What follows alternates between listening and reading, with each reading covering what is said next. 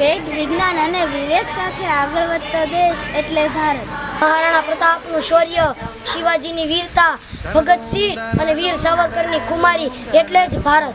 ભારત એટલે હિમાલયની ઠંડક માત્ર નહીં, પરંતુ સમગ્ર વિશ્વને આધ્યાત્મિક ઠંડક આપતો સ્વયં હિમાલય. વિવિધ ભાષાની રંગોળી એટલે ભારત. ભારત એટલે વિશ્વનો શાંતિઓ.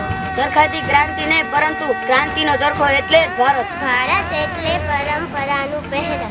યુગો પછી પણ અનુભવાતું ગૌરવ એટલે ગૌરવવાન વિજય ભારત. આઝાદીના પૂર્વે મારા દેશને આન બાન શાનથી સાથે મળીને આગળ વધારે એવી મારી અભિલાષા. વંદે માતરમ. ભારત માતા કી જય. पाओ शिक्षा, पाओ भोजन, स्वस्थ मन हो स्वस्थ जीवन. वो जो शिक्षा पा गया है वो ही आगे